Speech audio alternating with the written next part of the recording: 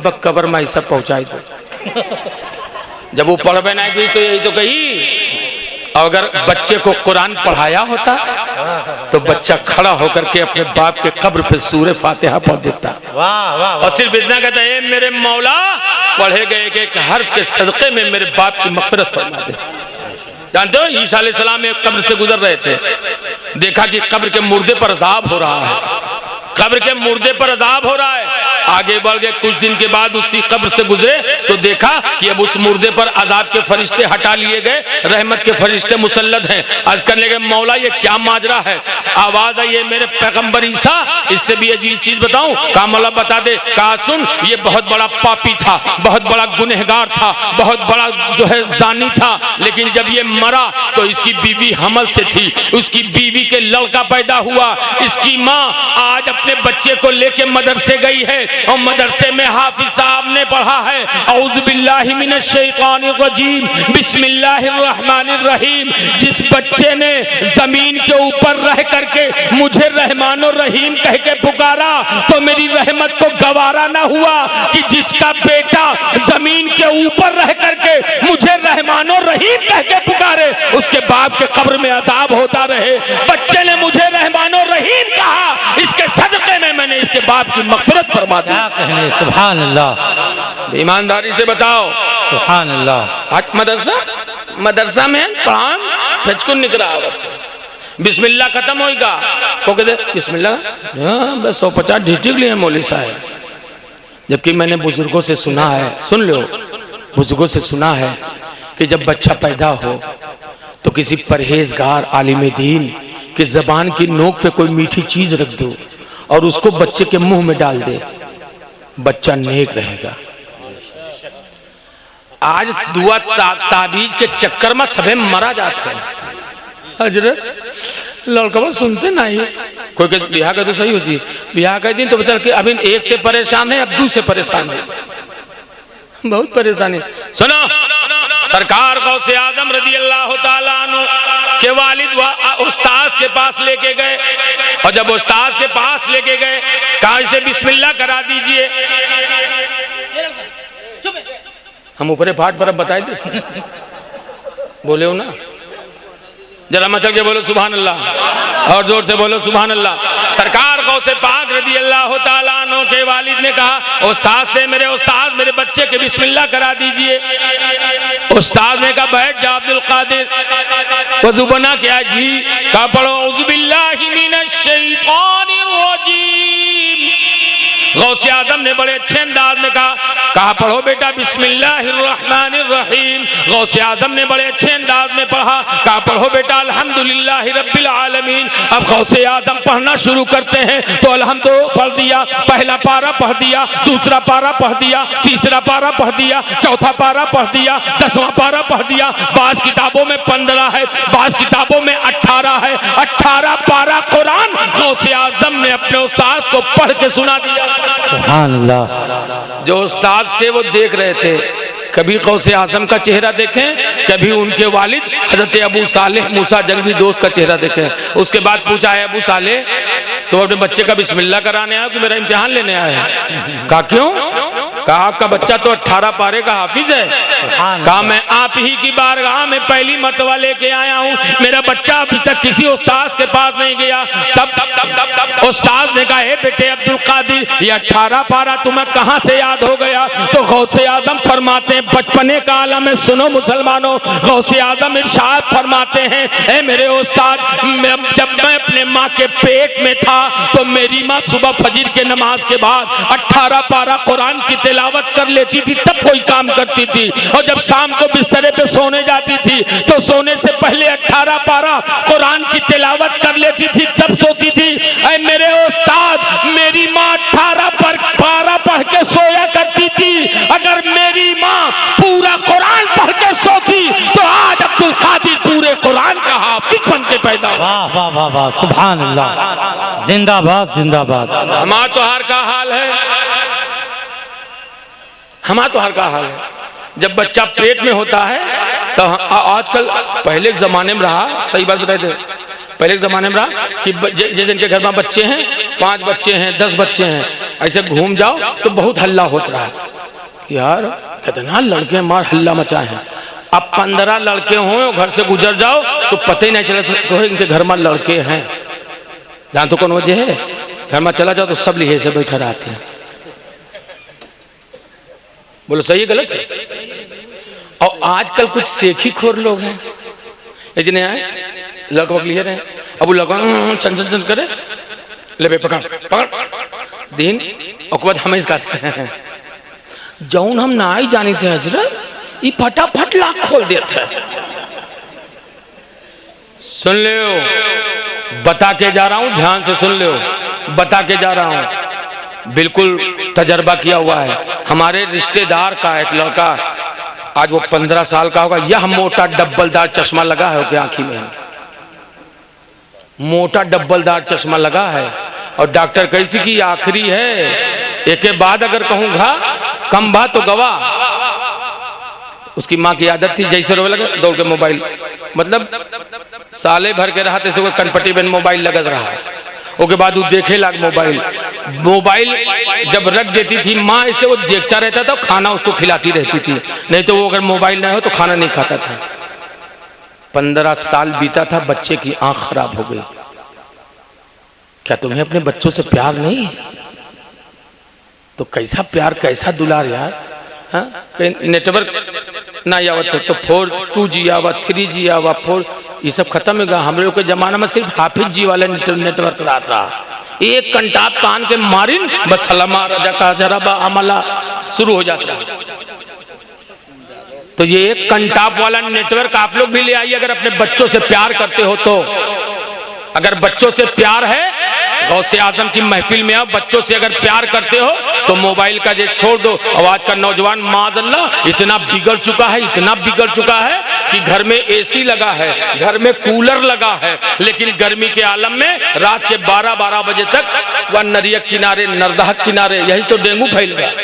जी जी जी नाली रात भर बैठ के बिल्कुल मोबाइल चलाता रहा और रात भर ट्विटर पे चैटिंग करता रहा, ट्विटर पे व्हाट्सएप वाला तुझे जानता नहीं है, फेसबुक वाला तुझे जानता नहीं है, पूरा महीने रात भर जाग करके तू मोबाइल चला रहा है और उसका टीआरपी तू बढ़ा रहा। सुन ले मुसलमान, रात भर आज कई साल से तू जाग करके तू न जाने कितने टीआरपी दे चुका है। सुन ले, अगर एक महीना रात भर जाग के तहज्जुद की नमाज पढ़ता और रब की बारगाह में दुआ कर लेता तो अल्लाह ताला तुझे अपना वली बना देता। वाह वाह वाह, जिंदाबाद जिंदाबाद। शबे कदर की रात में जागना का होता है तो बैठ के मस्जिद में कुरान नहीं पढ़ेगा, मोटरसाइकिल पे 4 लौंडों को बैठा करके पूरे गांव का गश्त करता रहेगा। ये हमारे आपका माहौल बन चुका है।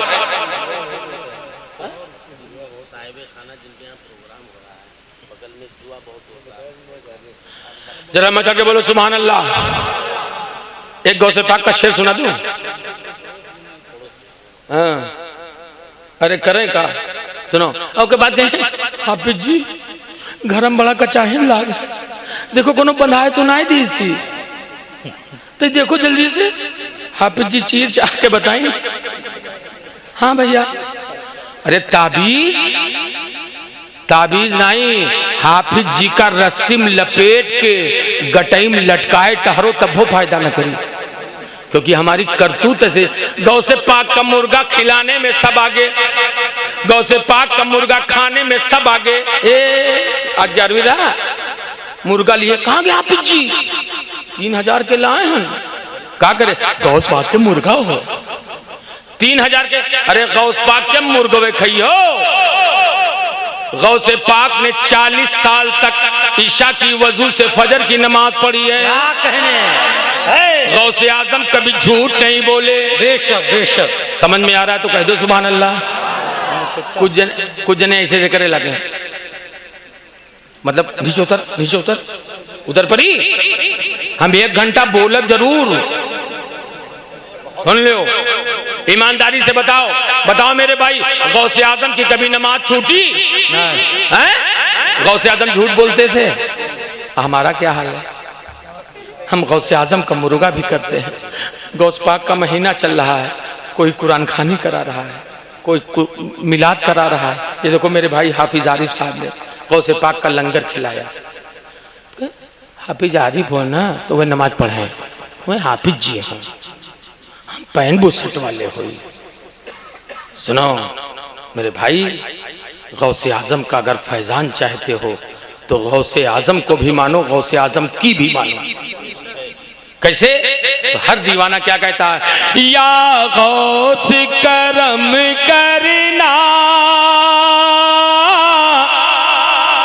बेकस ने पुकारा है,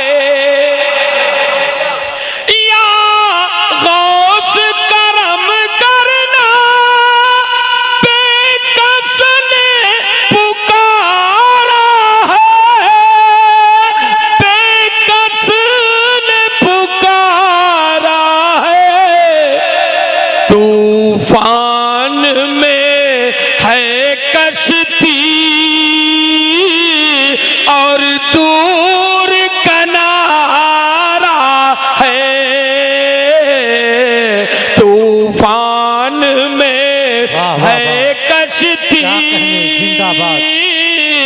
और दूर किनारा है।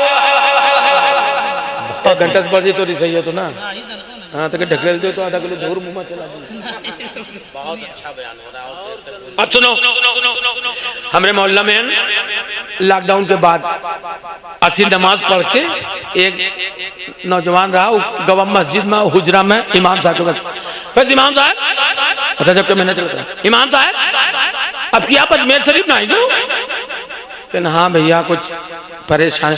हजरत 18 साल हो गया है, 1 साल हम गरीब नवाज के चौखट पर हाजिरी छोड़े नहीं, मौत के मारा हम पीछे से पहुंच गए। हम कहने माशाल्लाह भजन अब की कह रहे हो? कहने हाँ। हम कहने कौन सी से कह रहे हैं? कहने साथ भैया बस से गए रहे, अब सब जगह घुमावट नहीं करा, बसा वाला वीडियो कोच रहा। हम कहने अरे कहने हाँ वीडियो को, और जात माँ और आवत माँ उमन 14 पिक्चर देखा रहा।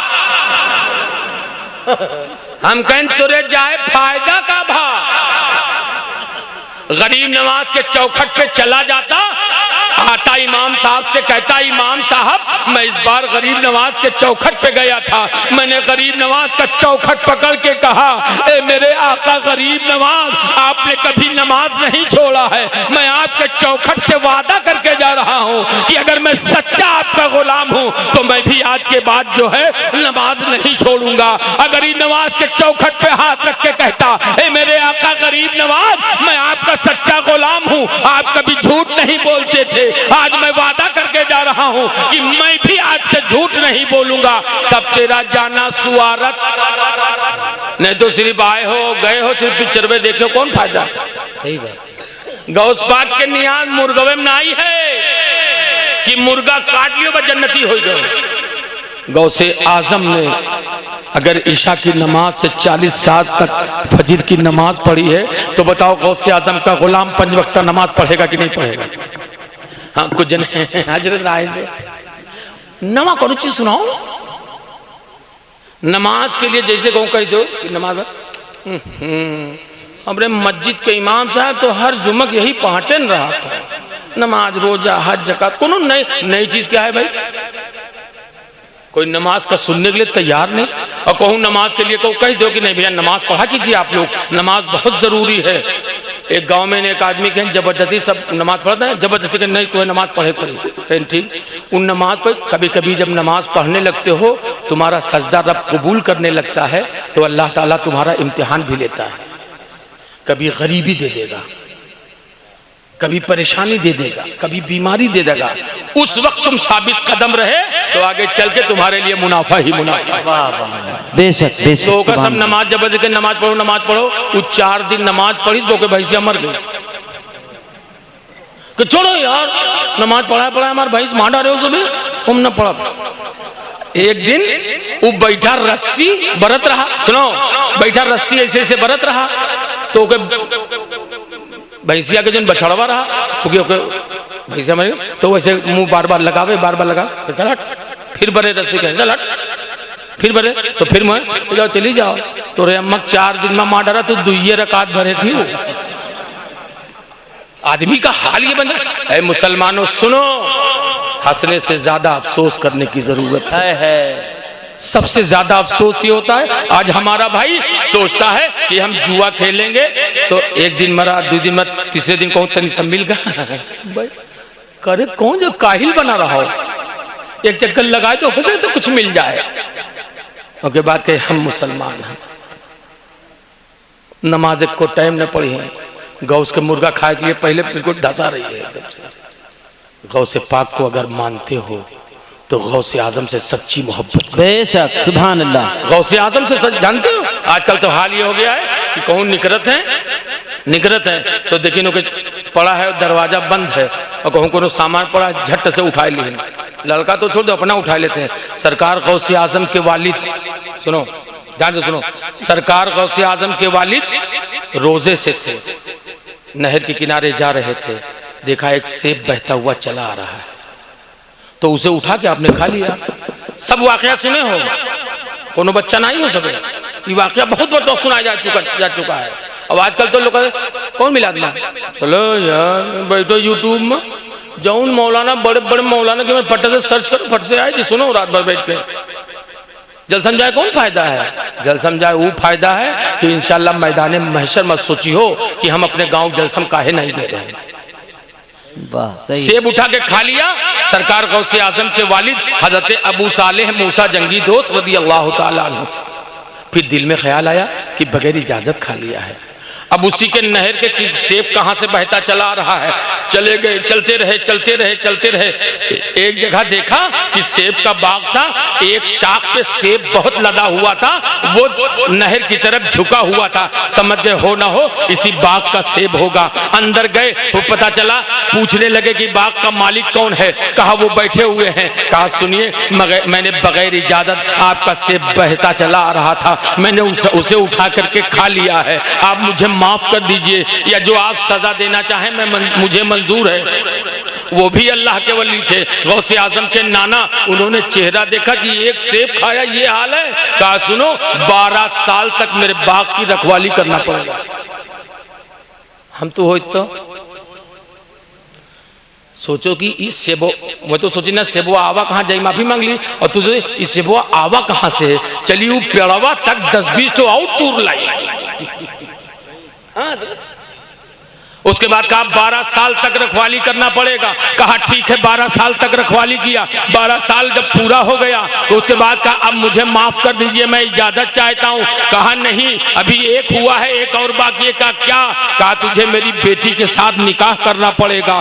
कहा तो ठीक है मुझे मंजूर है, अब चूंकि मुझे माफ कराना है इसलिए मुझे मंजूर है। कहा अच्छा 12 साल के बाद अब आप अपनी बेटी का निकाह मुझसे करना चाहते? कहा हाँ। कहा ठीक है लेकिन सुन ले मेरी बेटी में कमी क्या है, सुन मेरी बेटी एक हाथ की लूली है, मेरी बेटी जबान की गूंगी है, आंख की अंधी है, पैर की लंगड़ी है, कान की बहरी है।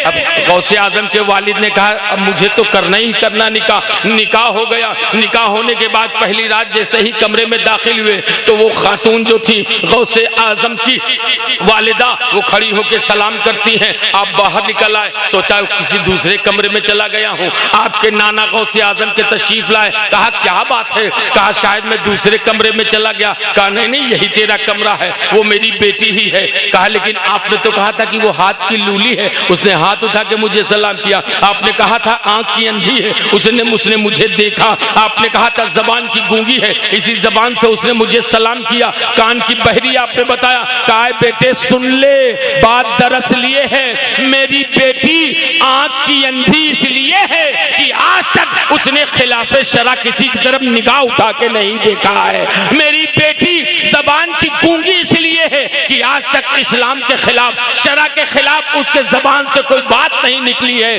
मेरी बेटी कान की बहरी इसलिए है कि उसके कान से खिलाफ शरा तक सुना नहीं। मेरी बेटी हाथ की लूली इसलिए है कि शरा के खिलाफ उसने हाथ नहीं आगे बढ़ाया है। और मेरी बेटी पैर की लंगड़ी इसलिए है कि शरा के खिलाफ उसने कभी अपना कदम बाहर नहीं निकाला।